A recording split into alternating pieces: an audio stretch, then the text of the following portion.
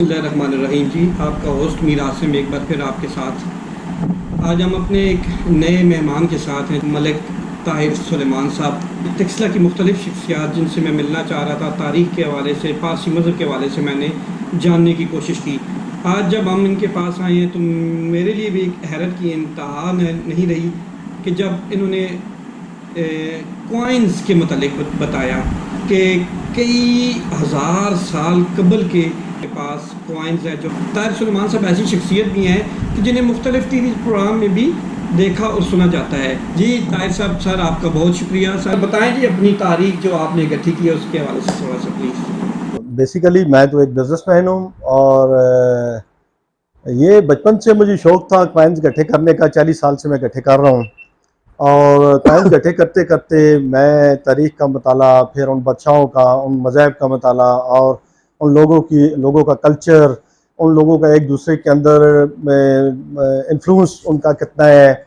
मुख्तलिफ जो खित्ते हैं दुनिया में है, यूरोप है, सेंट्रल एशिया है, या हमारा अरब है, या हमारे फारिश कंट्रीज हैं, चाइना है, तो इन लोगों का एक दूसरे के साथ वो किस तरह तजारत करते थे, किस तरह माशी निज़ाम चलाते थे, और उनको किस दौर में कौन सी इलाका पावरफुल रहा है, कौन सा इलाका डिक्लाइन हो गया है। मतलब इस तरह की सारी चीज़ें वो वक्त के साथ साथ मुझे मेरे शौक़, मेरी वो चीज़ें जो है ना, वो मुझे मजबूर करती रही। किताबें ख़रीदता रहा हूँ और वो सिक्कों के साथ साथ मुझे अल्लाह का शुक्र है मेरे नॉलेज में भी अल्लाह पाक ने मेहरबानी की है, काफ़ी इजाफा हो गया है। तो मैं भी चाहता हूँ कि मैं जो नॉलेज है मेरा, इससे किसी को फ़ायदा पहुँचे। तो मैं यही चाहता हूँ कि मेरा कोई बंदा, दोस्त आ जाए, कोई भी आए, मैं नॉलेज है जो मैं शेयर करूँ। ये कितना अर्सा हो गया ये आपने ये जो है कॉइन्स इकट्ठे करने में कितना टाइम पीरियड है? 1 साल है, 6 माह, 2 साल? इसको अगर मैं कहूँ कि मैं 7-8 साल का जब था, हमारे इलाके में जब खास तौर पर बरसात होती है तो यहाँ पर बारिश के दौरान मोती और सिक्के मिलते हैं, अब भी मिलते हैं। स्टार्ट में तो समझ नहीं आती थी, बच्चे थे, थोड़ी बड़े हुए तो मैंने इनको रखना शुरू कर दिया है। फिर रखते फिर जब शौक बढ़ा तो खरीदना शुरू कर दिया। जब खरीदनी शुरू की है तो मुख्तलिफ इलाकों में भी जाना होता है, और फिर ये शौक बढ़ा, यार ये किस बादशाह का सिक्का है, किस तरह है, वो किताबें खरीदनी शुरू कर दी हैं। ठीक है, वो पहले गठे रखते थे, फिर वो पता चला नहीं ये तो और बादशाह है, डायनेस्टी और है, ये और है, ये पीरियड और है, ये और है। तो फिर इस तरह वो करते करते अल्लाह की शुक्र है 700 BC से लेके, और पाकिस्तान के सिक्के, ब्रिटिश, मुगल, आपके गौरी पीरियड हो गए, सलातीन दिल्ली हो गए, ख्वारिज़म शाह हो गए, चंगेज़ खान हो गया, मतलब कोई ऐसी बल्कि बनु उमैया के कॉइन्स, अब्बासी पीरियड के मेरे पास कॉइन पड़े हुए हैं, गोल्ड के पड़े हुए हैं। अच्छा। तो वो शौक है, वो मतलब ये एक ऐसा शौक है, मैं कहता हूँ जिसमें आपको नुकसान नहीं है। ठीक है। अच्छा, ये बताइएगा कि कितने पुराने सिक्के हैं, किन किन बादशाहों के दौर के ये सिक्के, ये थोड़ा सा डिटेल में हमें जरा बताइएगा। देखिए, हमारे जो खित्ते में सबसे पुराने सिक्के जो है ना, वो 600-700 BC के कॉइन्स मिलते हैं। ठीक है। और वो उनको हम पंचिंग टेक्नोलॉजी कहते हैं। अच्छा। पंचिंग टेक्नोलॉजी क्या है कि वो उस वक्त उनके पास था, वो पहले सिल्वर को प्यूरिफाई करते थे। अच्छा। उसकी शीट बनाते थे। शीट बनाने के बाद उन्होंने उसके ऊपर डाई बनाई हुई थी और उसको थोड़े के साथ, क्लिपर के साथ उसको अच्छा काट देते थे। ठीक है। मतलब काटने के बाद फिर वजन करते थे। ठीक है। वजन में वो ऊंच नीच होती थी तो क्लिपर के साथ उसको काट देते थे वजन बैलेंस करने के लिए। 3 अदवार क्लेम करते हैं, 3 लोग, मतलब कंट्रीज, और वो लोग क्लेम करते हैं कि ये हमने काम किया है। एक तो आपका तुर्की का इलाका है। अच्छा। माइनर एशिया है, जहाँ से ये सिक्के बनना स्टार्ट हुए हैं। अच्छा। जो रोमन भी हैं, जो ग्रीक ने बनाए हैं, जो पर्शियन भी है, उनका मेथड एक है, पर्शियन, रोमन, ग्रीक, वो एक ही मेथड में बने हैं। जो बगदाद का इलाका है, तुर्की का इलाका है, शाम का इलाका है, इसको जो माइनर एशिया जिसको कहते हैं। ठीक है।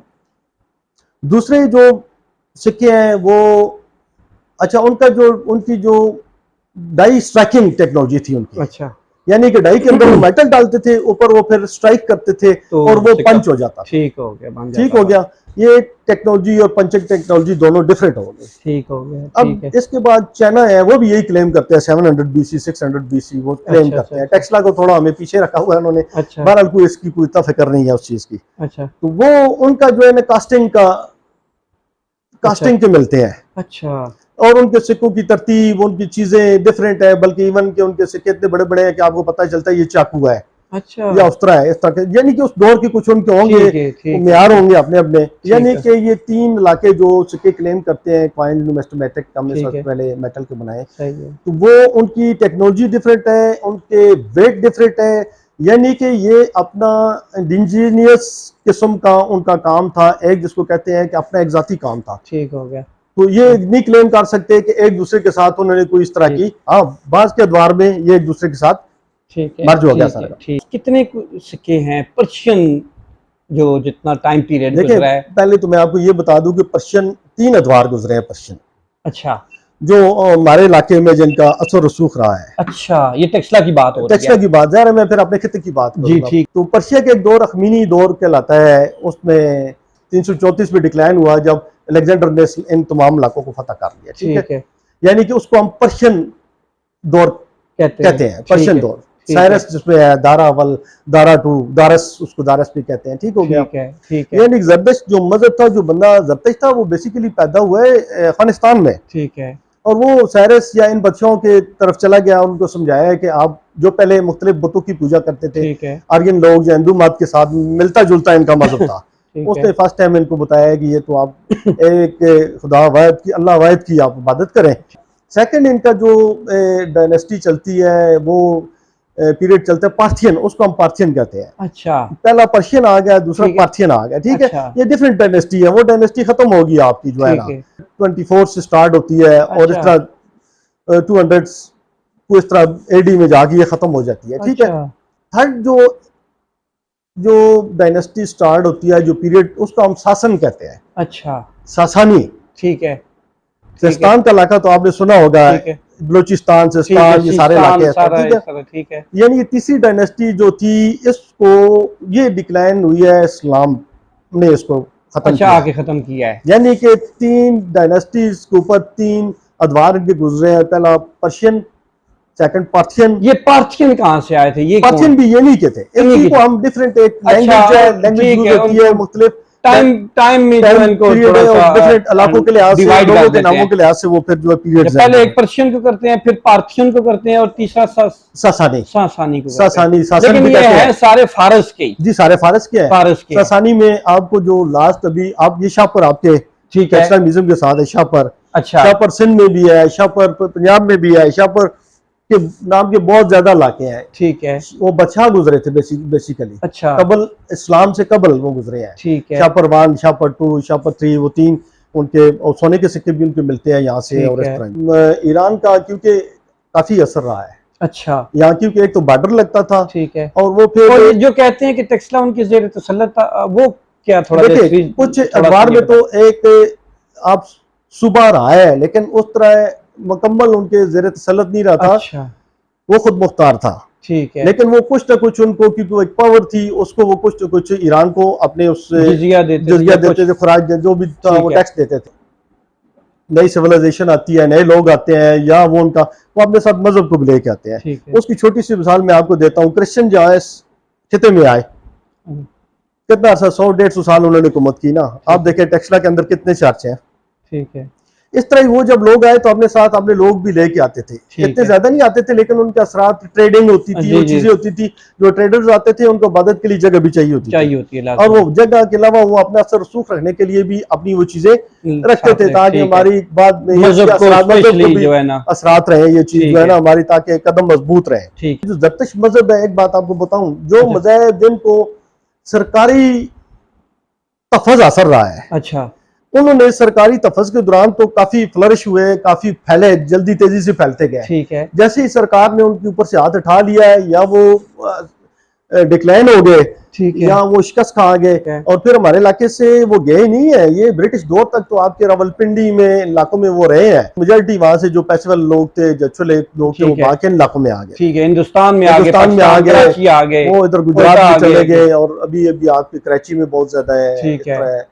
और अच्छा, इनकी मजहब की जो है ना वो डिक्लाइन होने की एक सबसे बड़ी रीजन जो आम किताबों में मिलती है वो भी है, एक तो ये तबलीग नहीं करते हैं। ठीक है। दूसरा, अपने मजहब के अंदर किसी को नहीं आने देते। तो इनका बहुत मुश्किल है इनके मजहब में कोई दाखिला होना चाहिए। मैंने कभी पढ़ा था, बड़ा वक्त हो गया है कि 12 साल की उम्र होनी चाहिए। ठीक है। और उसके बाद वो एक यहाँ पट्टी बांधते हैं। ठीक है, अच्छा। तो वो उसको बंद नहीं पड़ती है। यहाँ जो असल जरतश है वो एक राज है, बाद में बताऊंगा।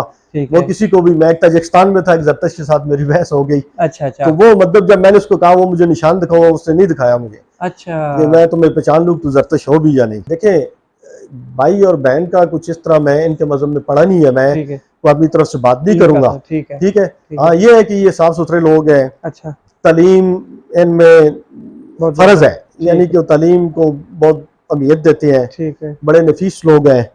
तकरीबन उस दौर के आपके पास कितने सिक्के तकरीबन? मेरे पास तकरीबन कम व बेश इन अदवार के कुछ नहीं तो 800-900 कॉइन्स मेरे पास, सिर्फ इन अदवार के। यानी कि एक एक बादशाह के कई जी जी, मतलब 100-200 मेरे पास ऐसे के एक एक पीरियड के हैं मेरे पास। अच्छा।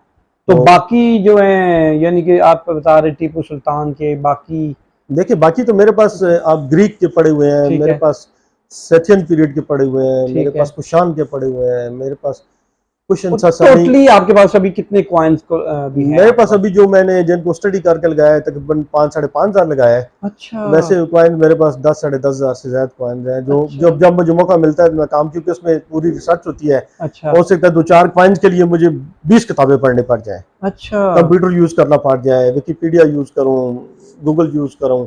तो वो चीजें ऐसी नहीं होती कि मैं वो शक्ल देख के लगा दिया, नहीं वो बच्चा कौन सा है, ये मिंट कहाँ का है, ये टेक्सला मिंट है, हजारा मिंट है, एक कौन सा मिंट, यहाँ कहाँ से ये स्टॉक हुआ, कहाँ बना है, वो सारी चीजें हमें वजन देखना पड़ता है। ठीक हो गया, ठीक हो गया। उसकी साख देखनी पड़ती है, डाई देखनी पड़ती है। कहाँ से आपने कलेक्ट किए हैं? मैंने जो ज्यादातर जो चीजें हैं वो लोगों से सिक्के मैंने खरीदे हैं। अच्छा। मेरे पास अब भी लोग आते हैं। टेक्सला से तो बहुत कम। देखिए टेक्सला के सिक्के जो हमें मिलते हैं वो, यहाँ की जमीन ऐसी है कि तांबे वाला सिक्का जंग लगा हुआ मिलता है। अच्छा। तो जंग वाला सिक्का हम रखते नहीं है। ठीक है, क्योंकि जंग वाला अगर सिक्का रखेंगे तो कुछ अर्से बाद बाकी सिक्कों को बहुत बीमारी, कैंसर लगा देगा। अच्छा। तो मैंने कभी बेचे नहीं है, एक्सचेंज किया है। अच्छा। जो मेरे पास ज्यादा थे बाज का।